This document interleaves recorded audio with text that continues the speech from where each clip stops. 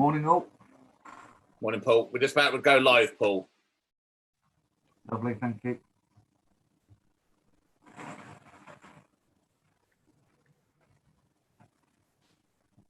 Morning all. We're now live on live feed. Good morning all.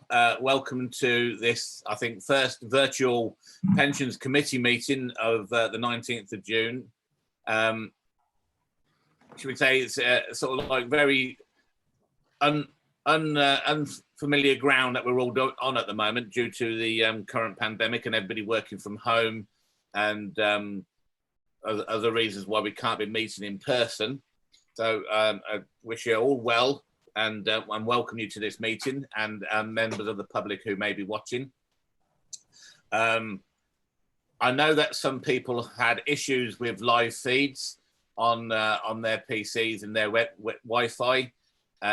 All I will ask is if we ever lose the support, the democratic support, or myself through there, we will endeavour to come back as soon as possible. So anybody that drops out, please just bear with us and we'll get you back in as soon as we can.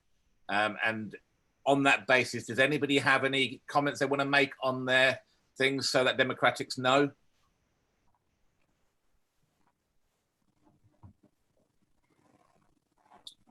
No, okay then. So I just want apologies for non-attendance. I have apologies from Janet Blunden, whose substitute is Andy Langford. And I also have apologies from Councillor Annabelle de Capel-Brook, and no substitute has been advised. I think we're, other than that, have we received anything else from anybody else, James? Nothing further from us, Chair. Okay, thank you. And so we'll go to item 2, notifications from members of the public to speak. None received as of yesterday. Anybody else come in lately, James? No, nothing further, Chair. Okay, thank you. Declarations of members' interests. Committee members are asked to note under the Code of Conduct that they only need to declare an interest in...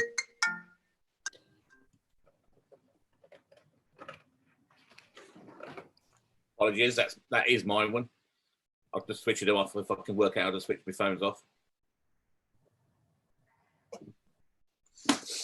Committee members asked to note that under the Code of Conduct, they only need to declare an interest at the start of the meeting.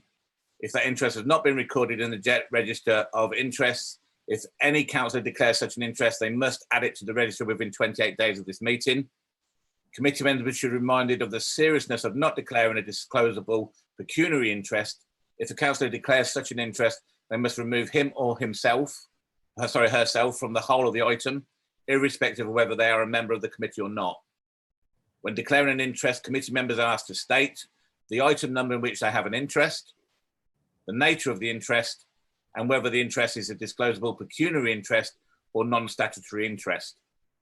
Does anybody have any interest to declare?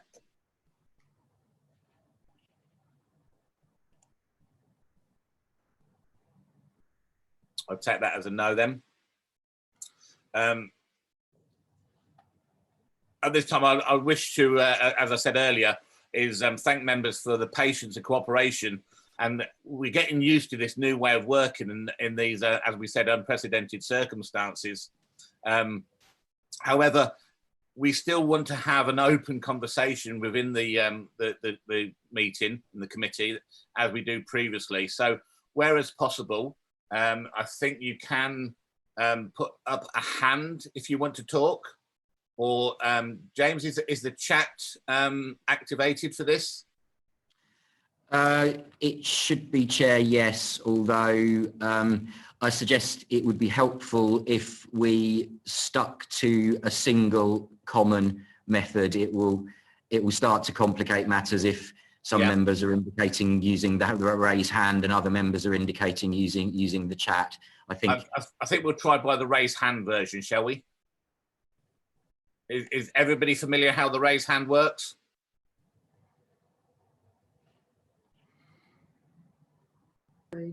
Where is it on the screen, Chair?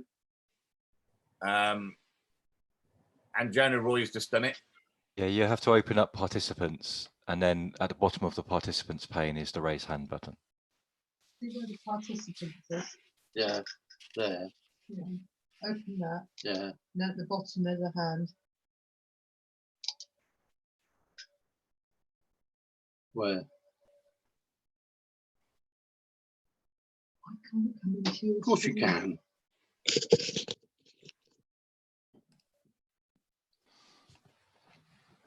Where's the participant? Where's the participant? Yeah. Okay. Do that. And then there should be a hand.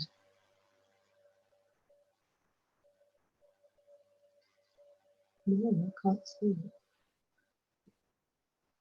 Are we all there? I've just actually lost the screen, to be honest. Just bear with me and I'll see if I can get it back. Where's the hand? Participants.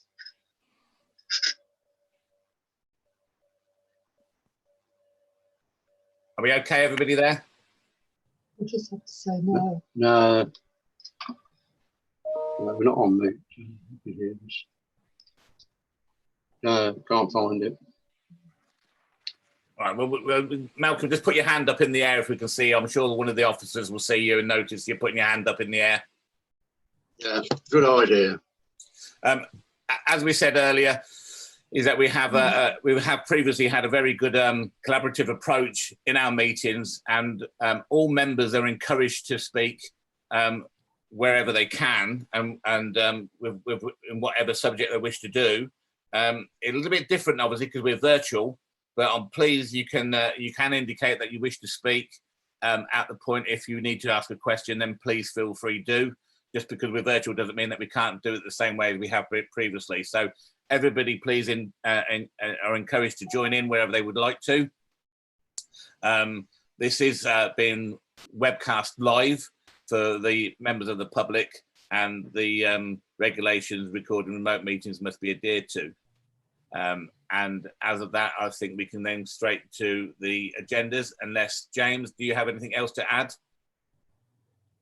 No, Chairman. Mark Whitby, is there anything that you'd like to start off with? No, Chairman. Proceed with the agenda, I think. Okay, so item 5A, minutes of the Pension Committee meeting held in public on the 13th of December 2019. I asked the committee to approve the minutes. I think what we're going to do on this one is, James, we agree that if James does a roll call, and then we'll just indicate that we agree. Or can we do it as a whole, James? Can we unmute everybody and just say aye unless there's somebody against? I think, Chairman, given the relatively small number of people, given the relatively small number of committee members, I can do a roll call. Just ask each member in turn whether they have any comment, whether and to indicate their agreement or otherwise. If would you be happy with that approach? Absolutely, that'd be fine, James. Can all the members on the committee please unmute their microphones and then respond to your name as appropriately? Thank you. Okay, so on the public minutes of the Pensions Committee meeting on the 13th of December 2019, any opportunity to raise any comments and to indicate agreement, Chairman? I agree. Okay, Councillor Roy? Comment? I agree. Okay, Councillor Waters? Agreed. Councillor Parker? Agreed. Councillor Legg? Agreed. Councillor Scott? Agreed. Mr. Austin? Agreed. Mr. Borley-Cox? Agreed. Mr. Langford? Agreed. Mr. Pickard? Agreed. Councillor Lewis? I abstain. I didn't attend the meeting. Okay. And Councillor Micklewright? Similarly abstain. I wasn't at the meeting. Okay. So on that basis, the minutes of the public minutes of the previous meeting are agreed. Clearly, we're not in a position for the chairman to sign them at this meeting, as would normally be the case. They can be signed in future at an appropriate opportunity. Thank you, James.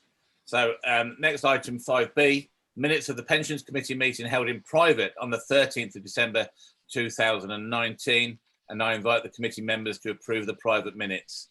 I approve, James.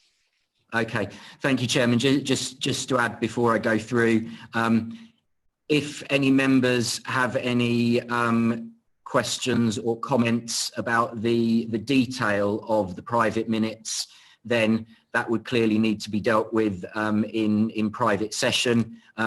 On the other hand, you know, if it's just a case of, oh, you need to correct the spelling of my name, then that would not need to be dealt with in private session. So if members could bear that in mind as they go through, I suggest, Chairman, that if there is any need to discuss the private minutes in detail, then the item be held over to the end of the meeting and dealt with alongside the other private items, if you and the committee are... Absolutely. Okay, that having been said, then for comments or agreement with the minutes, the chairman has already indicated. Councillor Roy? No comments, agree. Okay. Councillor Waters? Agreed. Okay. Councillor Parker? I agree. Councillor Legg? Agreed. Councillor Scott? Agreed. Mr. Austin? Agreed. Mr. Borley-Cox? Agreed, sorry. Mr. Langford? Agreed. Mr. Pickard? Agreed. Councillors Lewis and Micklewright, is your answer the same as to the previous set of minutes? Yeah, Lewis is the same. Yes, still abstain. Okay, thank you. So in that case, the private set of minutes are also agreed. Thank you very much, James. So we move on to item 6 then. Item 6 is the action log from the Pensions Committee meeting held on the 13th of December 2019. And for this item, I'd like to invite Joanne Walton, the Governance and Regulations Manager, to introduce it. Thank you, Jo. Hi, this is just the action log from previous meetings. Nothing really further to say. All actions have been completed. I'm happy to take any questions if there are any. Does any members have any questions they'd like to ask Jo?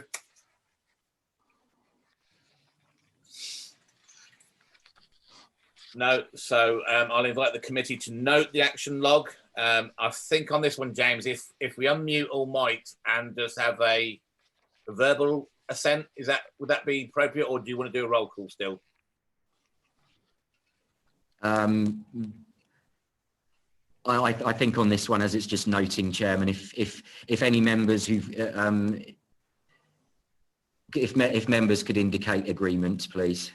So, Yeah. Agree. So just unmute your microphones and just agree or disagree. I agree. Agree. Agreed. Agree. Agreed. Thank you all. That's I would say that's been noted. Item 7, the internal audit report 2019-20. Invite Stephen Mangan, the audit and risk manager, to present his report. Yeah. Good morning, Chair. Morning. The report summarises the finding of the internal audit review of arrangements covering the administration of pensions for the financial year 2020-21. In terms of level of assurance, for the adequacy of the system, we're pleased to report that we provided the highest level of assurance available, which is substantial. This reflects our view that effective and embedded systems are in place to support the administration of pensions. Within that conclusion, we just want to point out that we found no weaknesses in the design of the systems in place. In terms of compliance, we provided good assurance, and that overall, the review has found high levels of compliance with agreed processes. Like with all audit reports, we've identified a small number of issues in this report in terms of management actions which are considered within the management action plan at Appendix 1. In advance of coming to the committee today, I've followed these recommendations up with officers, and I'm pleased to report that all these actions, all the officers have advised me that all the actions have been implemented. We will follow up that to make sure that it's complete when we undertake the 2021 review, which is planned to take place around November, December, but given the current situation we're dealing with, we haven't yet firmed up a date for that. The only other point I wanted to mention was in respect of a couple of items referred to in the report, such as the employer/employee contributions reconciliation and the reconciliation between pension payroll and Altair. Our reviewers consider whether there is a process in place to complete the review and that this is being progressed. Given the scale of such reviews and other work priorities, we are not in a position to judge how quickly such activities should be completed, other than noting the status of such work. That kind of like summarises any the findings from the review. I'm happy to consider any questions you may have. Thank you very much. So members, does anybody have any questions or queries that they'd like to raise and ask Stephen? Yes, please, Chairman, if I may. Bill. Yes, and I have raised this query before. On page 25, 8.3, payroll accounts. It does indicate some concern there, and it does say that at the end of the 8.3, it talks about the payroll service delivery manager, that she checks the balance to agree with the ledger. Is there any way we could overcome this so it's not left to an individual to check these figures? Yes, Councillor. What there is now in place is there's now written evidence documented of the checks that have been undertaken. So the audit concern was that it was just too informal. There wasn't actually documented evidence to support that checks have been undertaken. This has now been changed. This has been changed around the time the audit had been completed. So it's now been implemented, and the current reconciliations now have the documented evidence that we would look for. And are you satisfied with that now? Yeah, that's consistent with how control account reconciliations are undertaken and the checks and balances we would expect to see for across all council activity. Okay, thank you. Thank you very much, Bill. Does anybody else have any questions or any queries they'd like to raise? No, thank you. Well, I'd like to sort of like pass on the thanks and the gratitude from the committee to you and your team, Stephen. A fantastic result, as we can all understand. All understand that having no issues, no worries, and that our adequacy is, as I say, substantial, and our compliance is good. I think that's a good result all round. So I thank you and your team again for taking your time to produce that report. Thank you. Moving on to item 8. Sorry, Chairman. Oh, sorry. Yep. Sorry, James. You're right. So I invite the committee to note the internal audit work during 1920, and if we can all acknowledge in the same way as previously, unmute your microphones and give your note of assent. I agree. Agreed. Agreed. Agreed. Thank you very much, all. It does take some getting used to when you're doing it on a different platform, I know. So I do apologise if I'm slacking in a few areas. Item 8 then, governance and administration, risk management in light of the coronavirus pandemic. I invite Joe Walton again to present the report. Please, likewise, members, if you do have any questions or any queries as Joe goes along, please feel free to indicate. Thank you. Joe, thank you. Thank you, Chairman.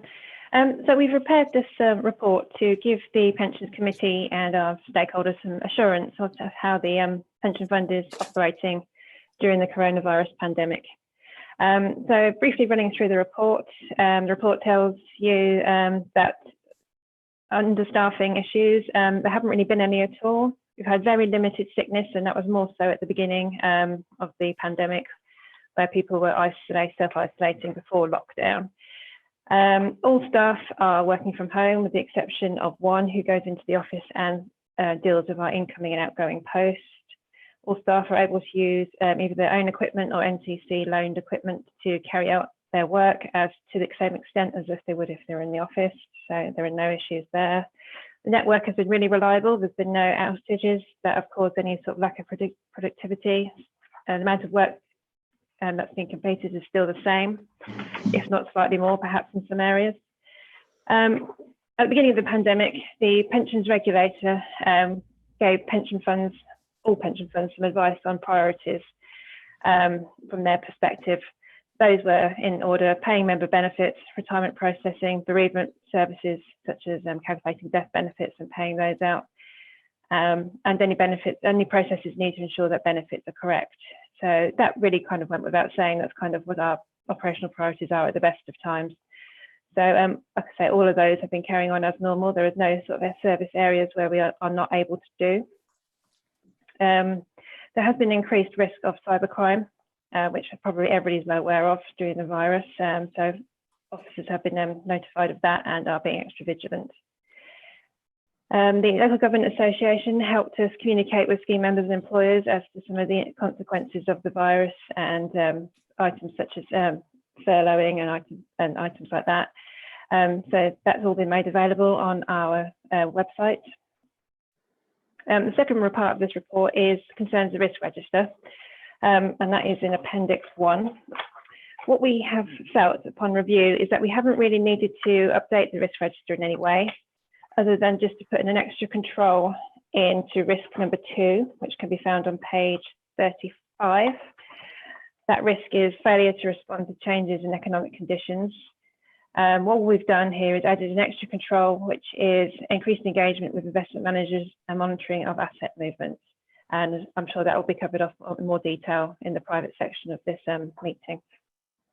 Other than that, we've also created a risk log, which we produced right at the beginning of lockdown, which details all the risks that potentially could happen during this time. We're now 3 months down the line and nothing has really materialised. So it was a good piece of work just to make sure that we knew what potential risks were, and we put those in the log.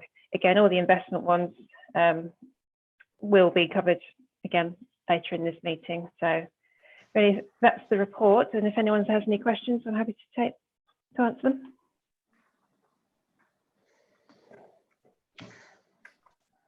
I think it's worth mentioning on the risk rating, if you go onto the chart on page 34, I think going from left to right, because I think we've all got black and white papers, I think that going left to right, it's green, amber, red. Would that be correct, Joe?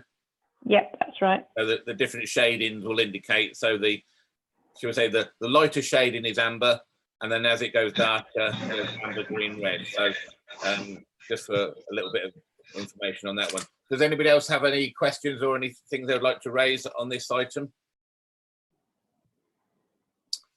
No, so I invite the committee to note the content of the report. If we can do it in a likewise manner, unmute your microphones and give your assent, or whichever way you like to vote, should we say. I agree. Agreed. Agreed. Agreed. Okay, I think that's everyone's in agreement. Thank you very much, Joe, for that.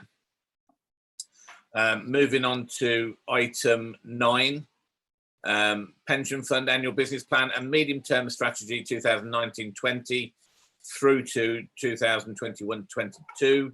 And I invite Mark Whitby, who's Head of Pensions, to present this report. Thank you, Mark. Thank you, Chairman, and good morning, everyone. Good to see you all, albeit virtually, of course. This is broadly a very similar paper, obviously, to what was prepared for the March committee when we would ordinarily agree a business plan. What we've done primarily is just update the activities, reprofile them. If we've got some more detail on some costs, we've put them in there. But I won't obviously go through every single page, but just pull out a few things around the financials and then move on to a few of the activities. So after the financials, I'll just pause and see if there's any questions on that. So turning to page 61, in the paper in the pack is the cash flow projection. We are, because of the obviously the delays in the preparation of the accounts for the council, we are obviously a bit behind compared to where we would ideally be on the 1920 numbers, so they are still being worked on, and Ben will, I hope Ben will be looking to bring those hopefully to the July meeting. So the 1920 final numbers you will have sight of in due course. I think the one number which is looking a bit different at the moment is the management expenses on there. But if we turn to 2021 and forward, what I would highlight is that the net return on investments, the recovery from the pandemic is going to greatly influence those. So they are normally very, very difficult to, to nail down. I think it's even more so, it's going to be even more difficult to work out what expected return will be, because it will be entirely dependent on the shape of the recovery. And I know Peter in his presentation later is going to talk about that.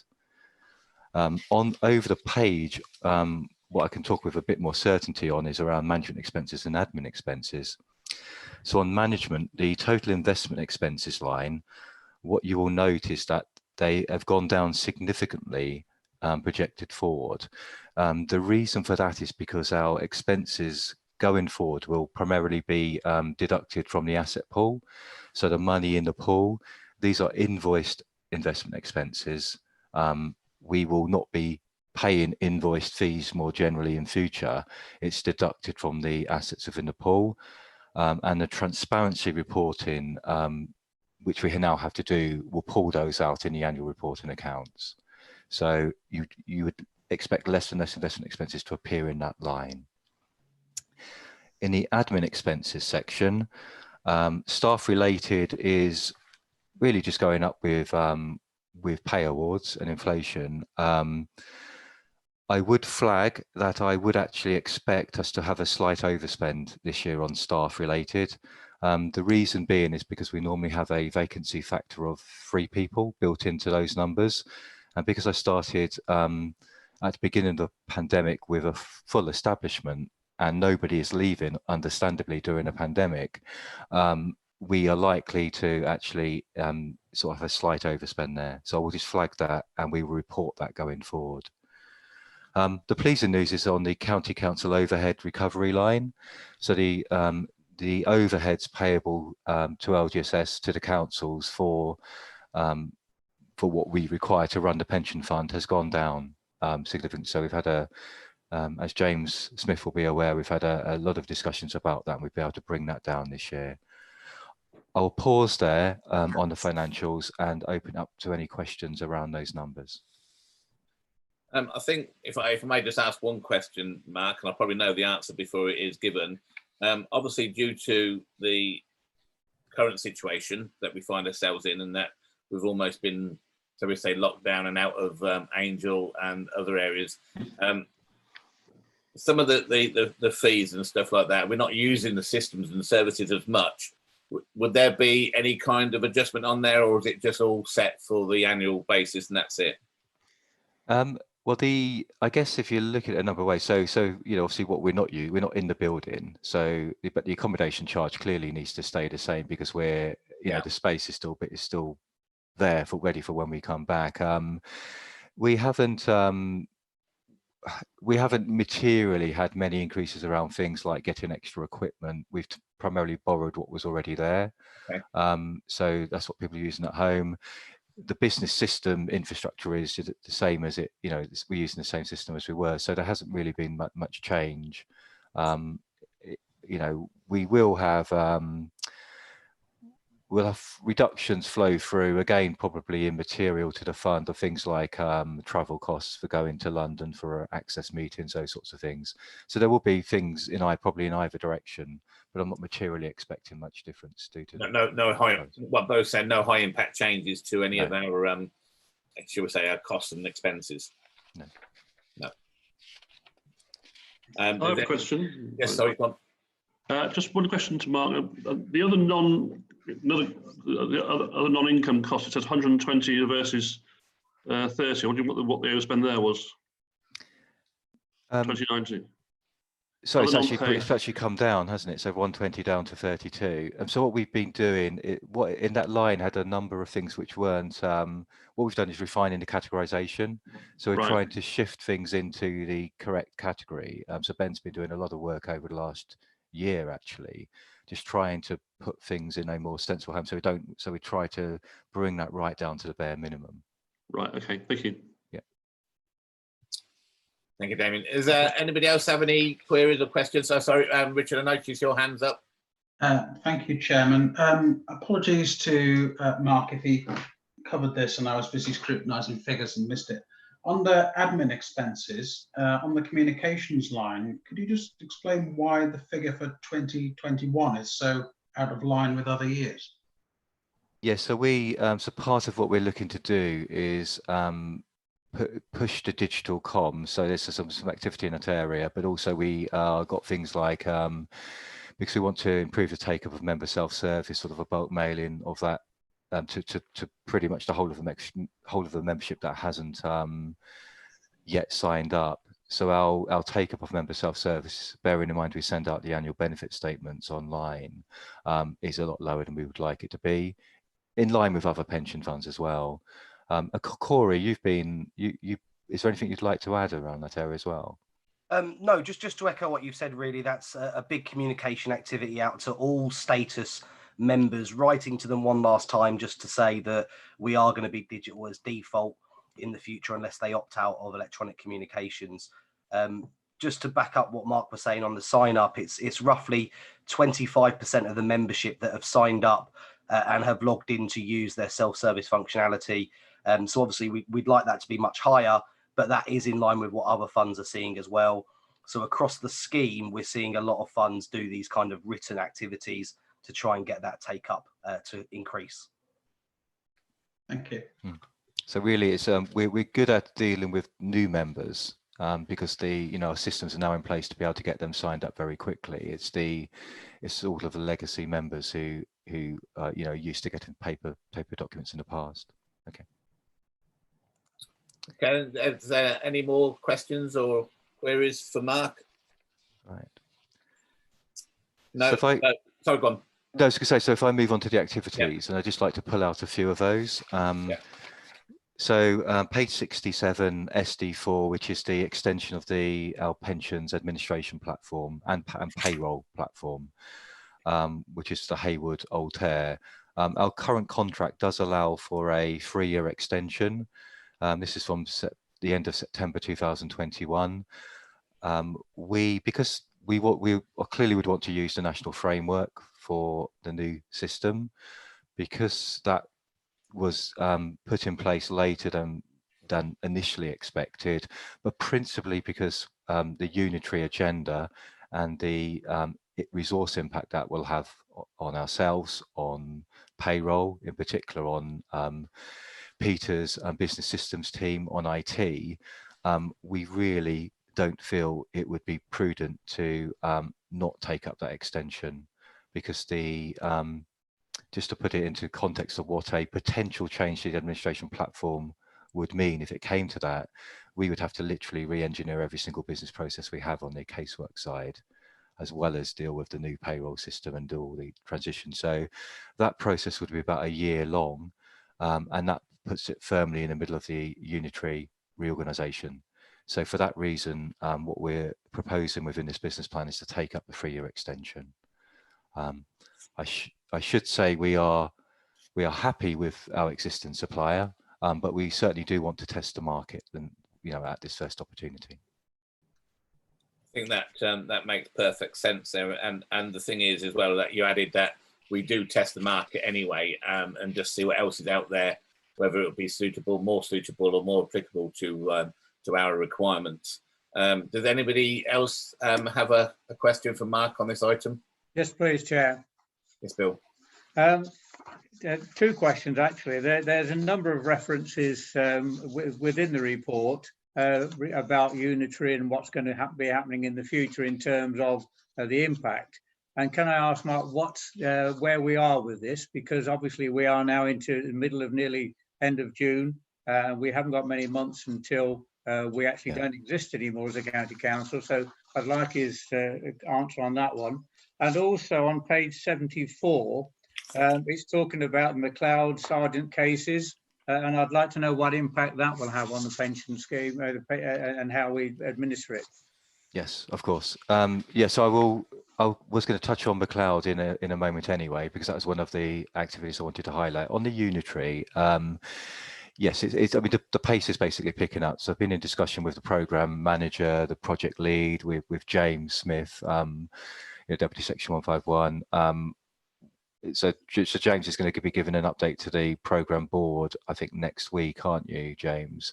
And then I'll be going to the program board. I think in July, isn't it? So yeah, we're just finalising that. So there's things going on in the background now. It's moving quite fast in the background. So we'll be able to report something tangible in very short order.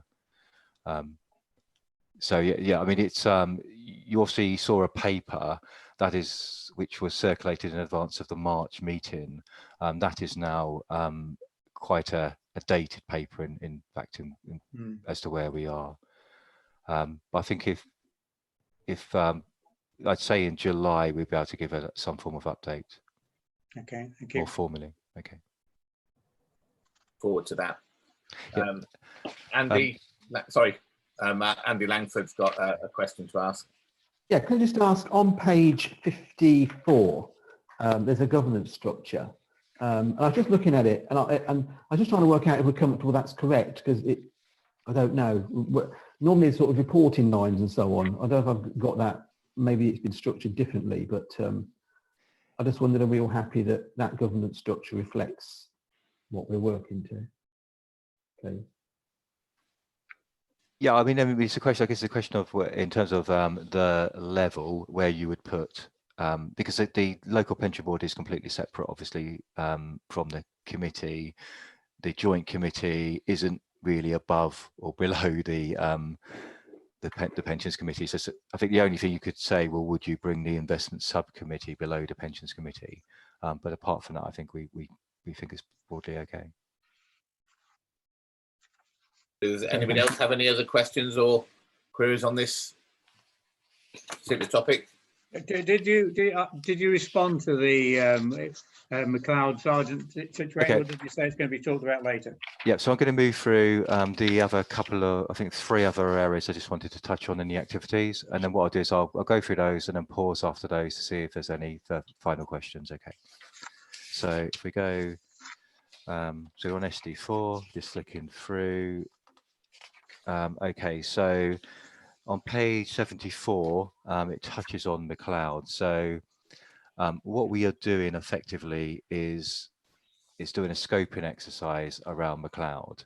McLeod is going to have an impact quite clearly on the additional protections for those who weren't protected when the new scheme originally came in.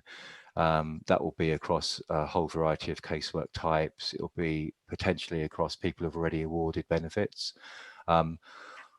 This is the one activity which is like to morph throughout this year, and we'll probably put some costs and resource implications. Joe, we have a half-day discussion, don't we, with Aon coming up, where they are going to be providing some professional advice to help us start to frame this.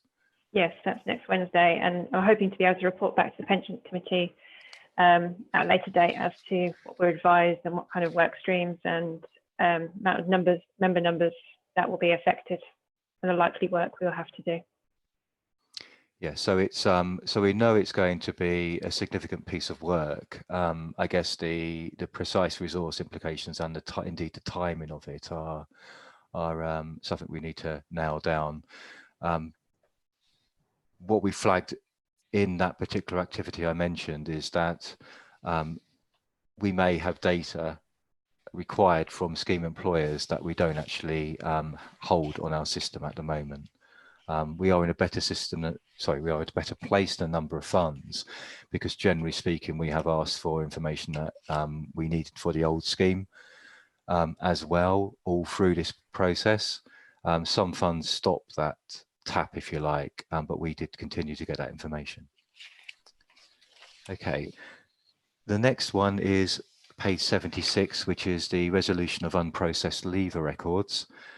We were using last year, if you recall, Aon to do some outsourced processing. Because we needed to continue that at the beginning of the year, with the approval of the chairman and the vice chairman, we did agree to have a second phase of work for 1,000 cases.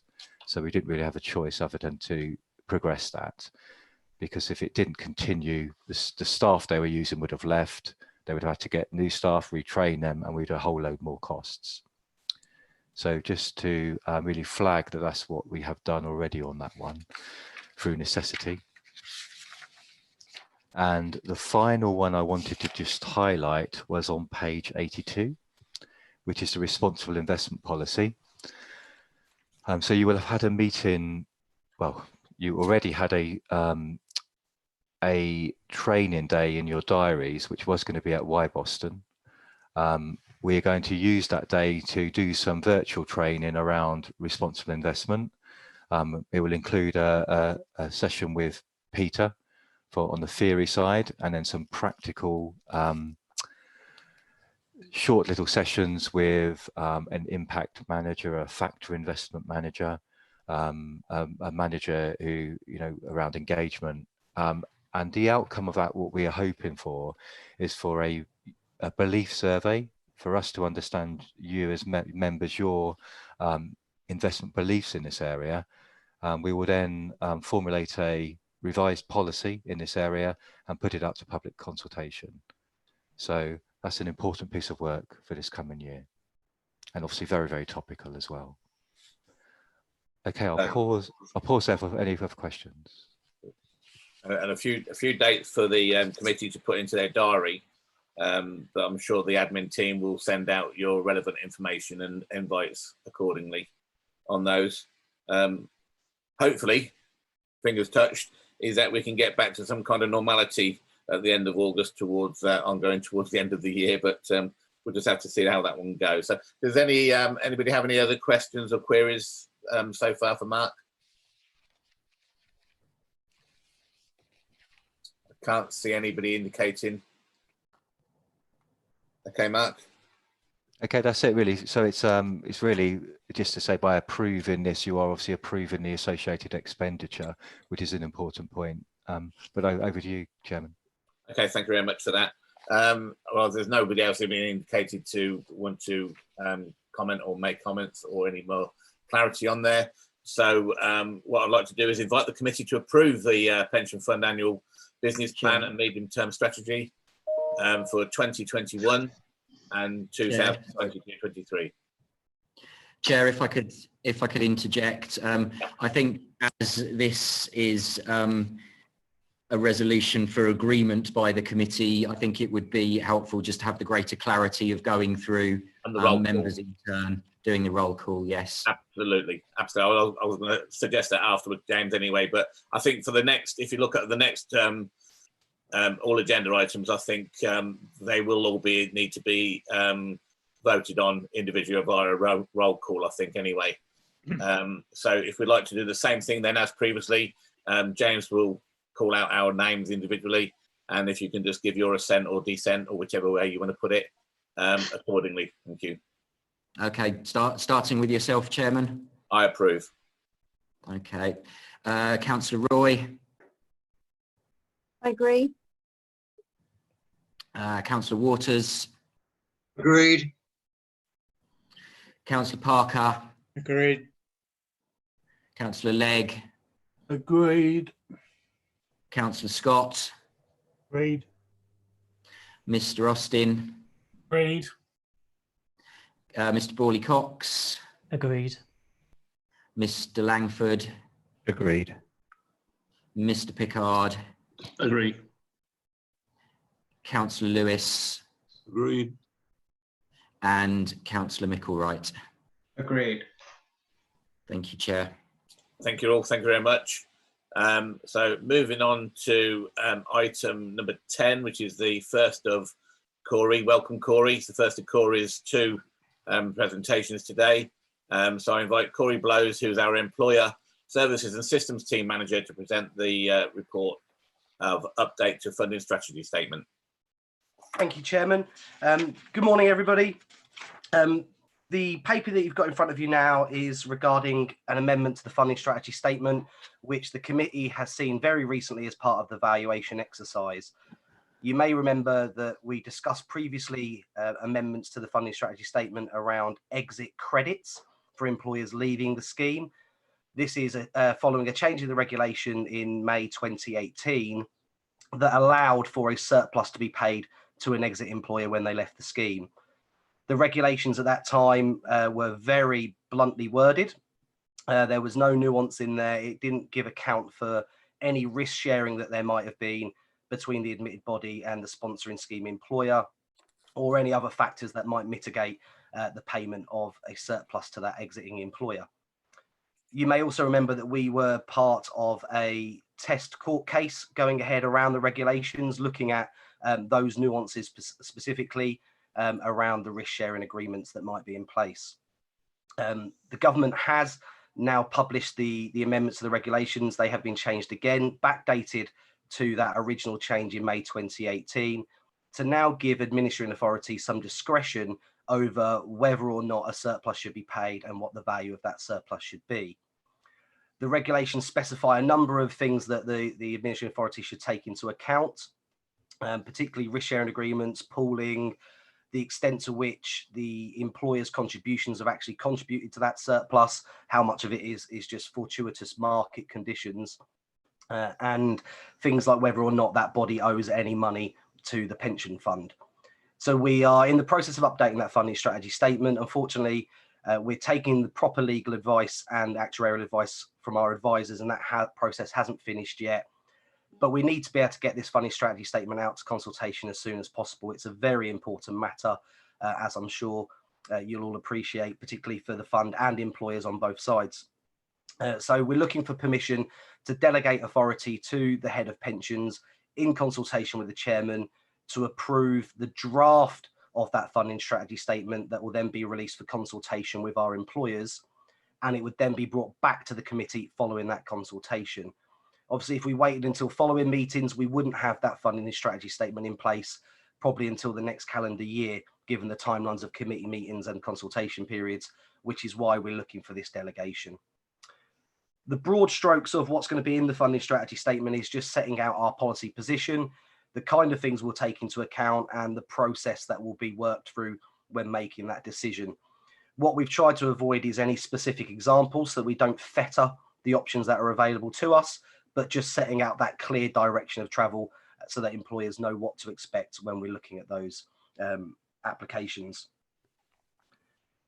The policy will come back to you, like I say, at the October meeting is what we're hoping for, and you'll be able to see the full detail of what's in the strategy statement at that time and have that final vote before it becomes an official document.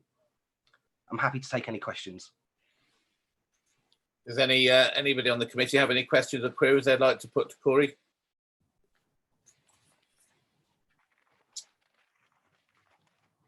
No indications there.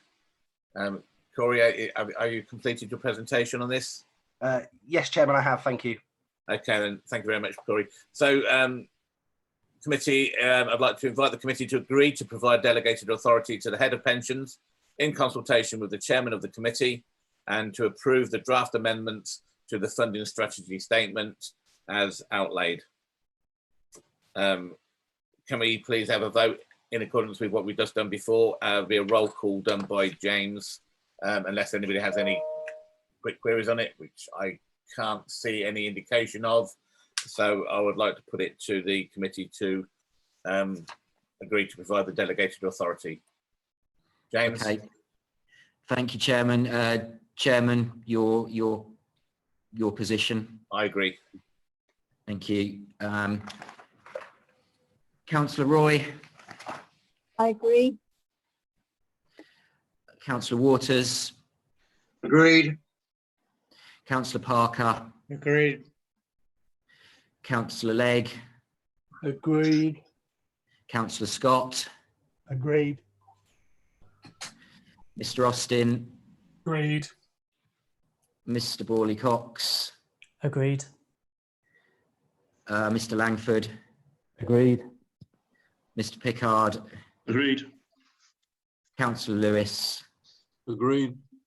and Councillor Micklewright, please. Agreed. Thank you. Thank you, everybody. With that, I'd like to move to item 11. Again, that's Corey to present on the employer admissions and cessations report. Again, it's Corey's report. If you'd like to continue, Corey. Thank you, Chairman. Yeah, this is just the standard admissions and cessations report. There's nothing unusual with this particular report, so I'll just summarise what's in there for you. We're looking to admit 3 admitted bodies across 6 admission agreements. A few of them have, one of them has 3 admission agreements and one has 2. They are catering companies for schools. We have no discretion over whether we can let them into the fund or not, as long as they're willing to sign up to the regulations, which they're doing so by signing the admission agreement. So we're just asking you to note their admission and to approve the sealing of those admission agreements. There's 1 scheduled body, which is an academy trust coming into the scheme. Again, there's no discretion whether we let that body in or not. So it's just to note the entry of that body. And again, to note the cessation of 4 employers. There's 1 parish council with a deficit payment of £1,000 that they need to make to the fund. There's 2 academy trusts which have ceased, but the liabilities are being passed on to new trusts. So there's no financial impact on the fund there. And 1 admitted body that ceased on a pass-through agreement. So the liabilities are being pulled with the 2 sponsoring scheme employers. So again, no financial impact on the fund there. So we're just asking you to note those cessations. That's all I have to add, Chairman. I'm happy to take any questions. Thank you, Corey. Committee, does anybody have any questions or queries they'd like to ask Corey before we go into the... No. Okay, so there's 3 items here. First one is invite the committee to note admission of the following admitted bodies to the Northamptonshire Pension Fund and approve the sealing of 6 admission agreements. ABM Catering 3, Easy Clean 2, and Aspen Services Limited. The second one is to note the admission of the following scheduled body to the Northamptonshire Pension Fund, and that's the Rutland Learning Trust. And 3, to note the exit of the following bodies from Northamptonshire Pension Fund: Overston Parish Council, the Wallace Trust, Freeman's Endowed Church of England Junior Academy, and Clubs for Young People. James, being as it's a note, would we just a simple verbal assent do on all 3 items, or do you want to, sorry, excuse me, or would you take each item in its own merit? Well, I think, Chairman, if certainly if members have no issues with one of the recommendations, or if members are satisfied with all of the recommendations, rather, then it would be most straightforward to do en bloc. Okay, so the question is then to the committee: do you have any queries or questions on the to note all 3 together? Just a quick question, Chairman. The Rutland Learning Trust, I mean, I don't have a problem with it, but because they are technically outside of the county, does that have an impact? Chairman, I can address that. Yeah. There is often a difference between the local education authority boundaries and traditional county boundaries. So sometimes you will have some schools that are technically geographically in another county, but they're in the local education authority here. And that's the case with this academy that converted. Right, okay. The academy trust can be national, but the school itself is in Northamptonshire. Okay, fine, thank you. So if nobody else has any queries or questions on those, then I'll take it. We'll note 1, 2, and 3 as one item. So with that, just unmute your microphones, or could we unmute your microphones and just give your assent or not? I agree. Agreed. Agreed. Agreed. This is a wonderful medium, isn't it, doing everything by Zoom? Thank you very much.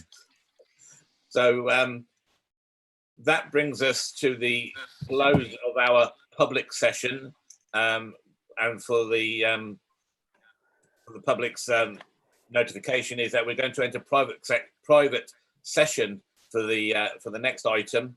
Under Section 100A of the Local Government Act of 1972, the public be excluded from the meeting for the following item of business on the grounds that if the public were present, it would likely that exempt information under paragraph 3 of part 1 of the Schedule 12A to the Act would be disclosed to them.